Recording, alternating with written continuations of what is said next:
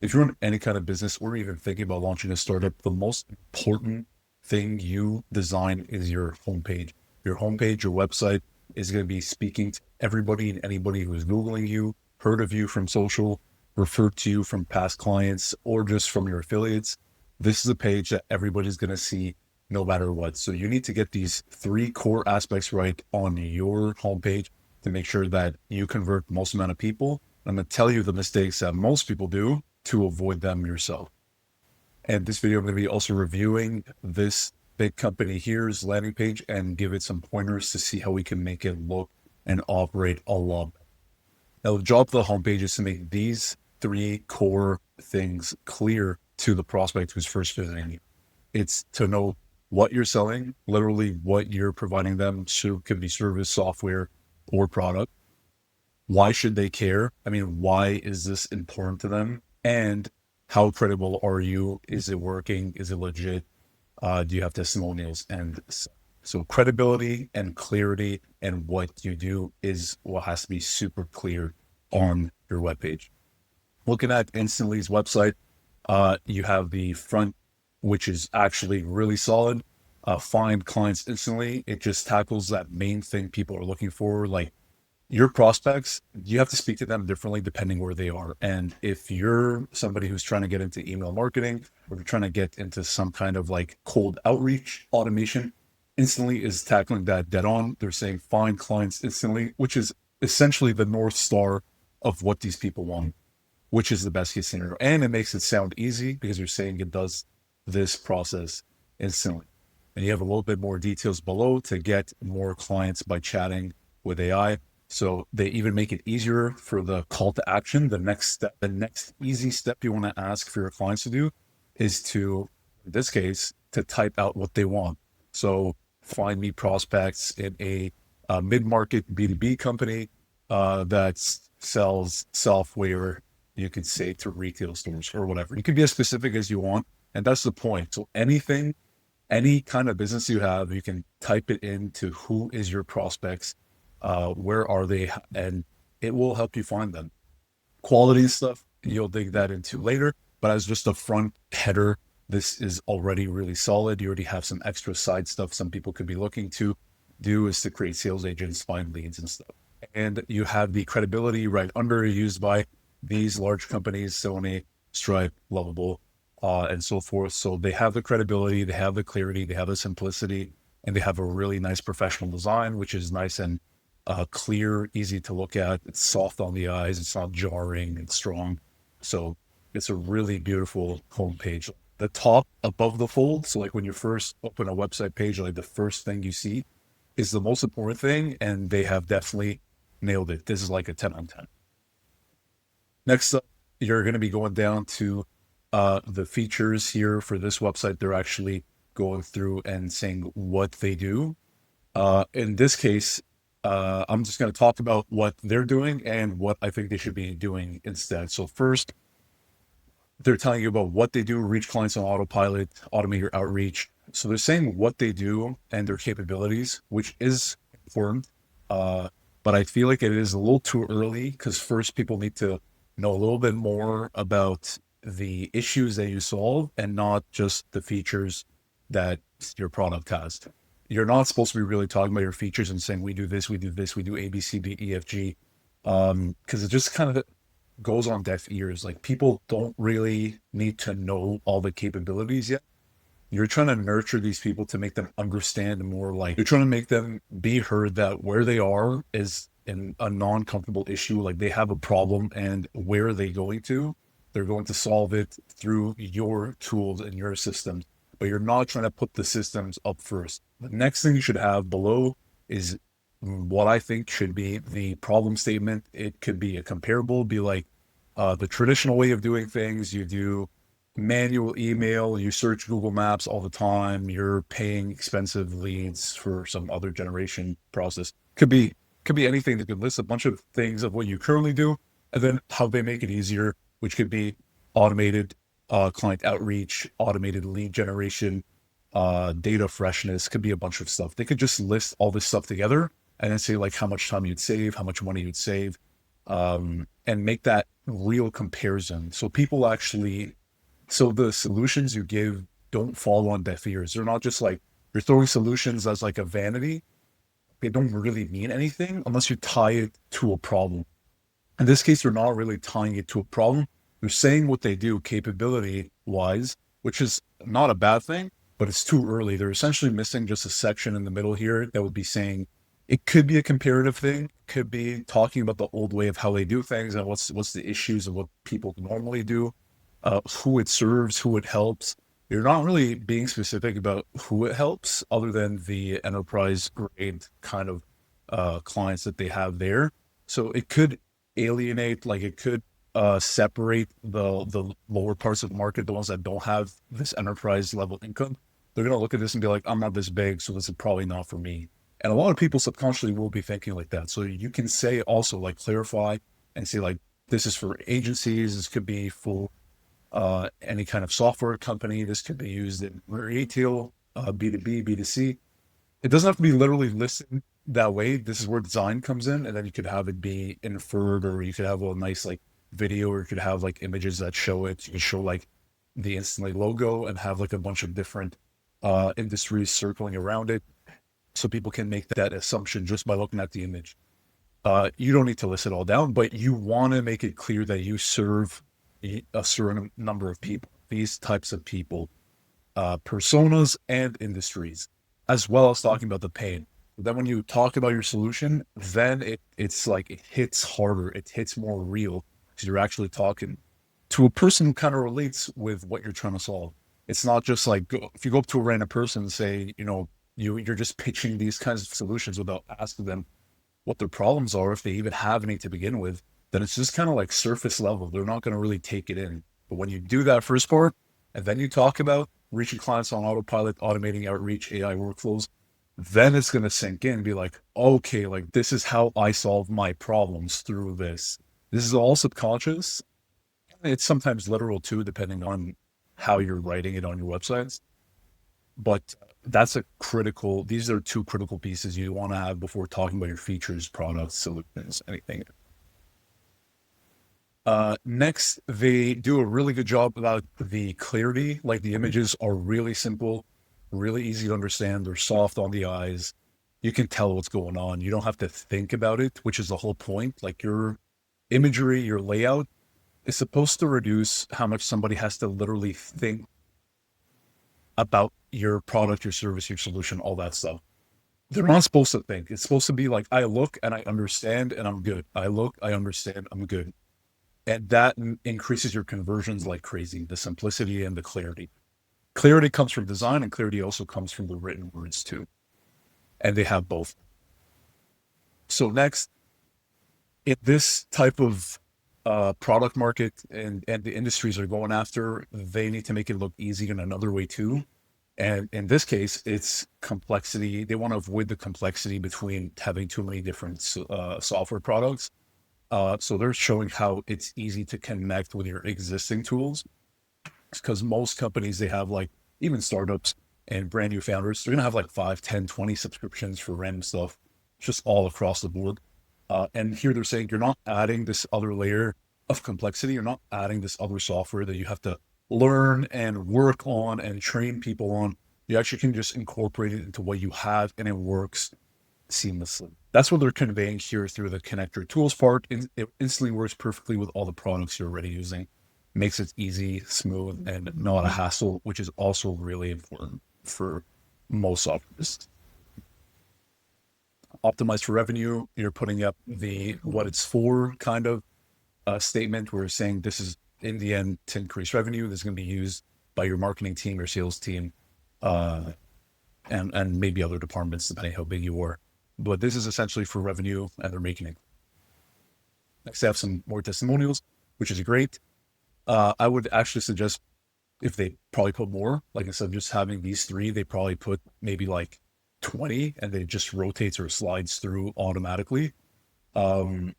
Because you do want to have more than 3, although they look respectable and they look authoritative, and they look like relatively larger companies, and professionally designed too. I think they should be adding more, because some people are just going to be looking and clicking, going through just to get that feeling of abundance that there are a lot of people who used it. And Instantly is a big company too. There are a lot of people who used it. So they should be using that to their advantage and just putting 10 times more of these in a slide, which would increase their conversion rates. Next, they have the call to action at the bottom, which is good. You need to have a call to action at the bottom of your page, and they do it in a proper way where you can get started and see pricing, and gives you a bit of incentive to go in there too. But kind of surface level stuff. It's not the strongest call to action, but I'd say it's pretty average. It's like an average CTA most software companies use. Instead of see pricing, you could probably switch that out. Be like learn more, could be book a call. So you don't want to have the two CTAs be one that's like a stronger ask and one that's like a softer, lighter, easier ask. And what that means is what you write in the buttons. Literally, what this means, the text in the buttons just have to be something easier and something that's more demanding. The more demanding thing would be like book a demo. Book a demo is a heavier ask from a prospect who doesn't know you. So they have to book a call, schedule the time, put that block that time out to see you, be on the call, interact with you. It's a pretty big investment to book a demo. And then something easier could be get started now for free, or start for free, or start my trial, something like that. Then it's a lot easier. Somebody could look at it and be like, start my trial, get started for free.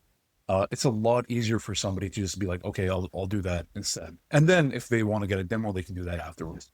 So it's nice to have two call to actions at the bottom, one easy and one that requires more effort. So somebody who's looked through your case studies, your products, and your company, and maybe they're a larger enterprise grade client, mid-market, any other company that's pretty big, and they would need a demo, then they have the option to click the demo here. So it's good to have both. So all in all, I would rate it a 6 out of 10. It's missing quite a few components, but for what it does really well. And it has all of the navigation items that you would need in terms of use cases, pricing, resources are really important too. This shows that you can provide some level of value without them just using your software. So it's really important to have that, your use cases, case studies, testimonials, reviews, all that stuff is available and easy to reach, which they've done. The few things that they're missing are really heavy hitters, and I could easily double their conversion rates just by having that on their page. And now I'm going to show you the version that we redesigned and we put through our AI here that we have internally, because we've done hundreds and hundreds of web design projects, going through thousands of different deliverables. So we have a really great system for printing out. And we actually created a AI web designer software. So you can actually put in your business details in it, and it will generate the user experience design. So like the design of your website, what it should look like, what it should include, what it should say, all of that, from the design to the layout to the copy, the text on the page, all that is going to be on there, and it's free for you to use. You can just go check out the links in the description if you want to get access. All right, now this is the web design mockup that we did for Instantly. And what you're gonna notice here that this is just the mockup, so it's not including any of the images, the designs, the animations, the colors, all of that. It's just the structure for what each section is gonna look like. So for the top navigation, you can go with what they currently have, which is still great. This version is a more traditional, better suited section for most other software businesses. I didn't want to include theirs in here too, because I don't want most companies to copy what they do as their homepage, because it works really well for them. If you are going to take the North Star, kind of like this is what I should aim for, as like this is what's really good already, you should aim to make your homepage look like this, roughly. And that's already putting you miles ahead. You have a little eyebrow here that gives a little kind of heads up to what you do. Don't worry too much about the text on here. We didn't optimize it for sales. We're not building them the sales platform for it. So this is just the structure and layout of information, what should be there and why. So you have the two call to actions at the top here. One that's get started for free. Makes it easy, simple ask. You can get a demo, watch a demo, something that's a little bit heavier. And then on the side, you have an image that's more relevant to what they do. Could be part of the platform, a certain kind of animation that shows somebody going through the process of typing, clicking, and sending an email, something cool like that. And then you have the testimonials right below. And then you have the problem section, which is really important. So this is what I was talking about earlier in terms of like the comparative stuff, the old way of doing things, and the instantly way of doing things, and why it's better. You can even include it up here and say, average business owner saves, 10, 10 billable hours per employee per week. And that's already going to show you the cost benefit, the tangible, real money benefit and time benefit of using the platform. Because in the end, most businesses, you're essentially selling time or money, saving time, having more time, or saving money and making more money. Is if you root it all down, it's essentially going down. And then here you have some cool little features. You can be talking about it in a more beneficial way, because if somebody's looking for email programs and outreach, they're looking for certain specific things that most people need to have, and these are the few things you need to have. So email warm up is actually really important, and it's a huge leverage piece for people who look to get email automation software. And then you have Unibox. So like if you have messages coming in from this channel, this funnel, this area, could be email, could be text messages, could be messages on your website through widgets and stuff like that. Any replies you get through the platform specifically, it bundles all that into one kind of inbox. So you could have this design too. Their design for what they do is better, but this is also a really good, for an average software business, this is a really solid structure to have for your features. I have a big testimonial here. And what you can also add below it is just a bunch of the scrolling testimonials I was telling you about. So you have like a bunch that click through, and they'll be able to see like the abundance of reviews that this company has already. And then you have the CTA at the bottom. And then you have the who's built for at the bottom. So you see like the features, and then instantly, and then traditional other tools, CRMs, how much it would cost or why it's worse, type stuff like that. So you have unlimited accounts here. Here you only have 1 to 5. Email warm-up is free and included. This one costs $50 a month. Database, 150 million, 160 million. This one has to use separate tools, stuff like that. So you're kind of showing why you're better for traditional needs. And these are the needs. Except talking about just the features. So like AI tools, Unibox, stuff like that. You're expanding on it, not about the features and how much you get in terms of value. So you're stacking the value. Next, you have FAQs. If they had that on their website homepage, it would be not bad. Like they should probably have at least like probably 4, 5, or 6 at the bottom, just really clean, simple, and easy. And this is essentially what would help answer quick questions to make their buyers more informed. And it will help the people answer common questions already, so they could just get started and use the CTA that comes next. So what would increase the conversion rates is like the prospect will have more information in their mind, more questions being answered, more certainty, and that level of certainty will give them the confidence to go into the next asks down below, which is going to be the call to action. And the call to action will be to get started for free, which is this one you have to split test and see if what they have versus what this is trying to accomplish is better. But in terms of the call to action, get started for free, very few things beat that, because it's a really soft ask for a lot of prospects.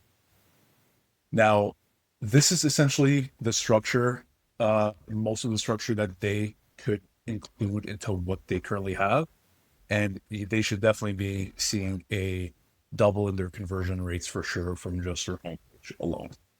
Now, if you want to get your own landing page design, you want to get the structure ready, you want to skip the web designers, all that stuff, you can actually get that done all yourself using the AI tools below. It will generate a landing page for your specific business similar to this, but with more. So it includes the text, it includes some of the layouts, and includes the relevant sections for what you're trying to accomplish. So if you're a B2B marketing agency, if you're a B2C software tool, it's going to just change up depending on what you need.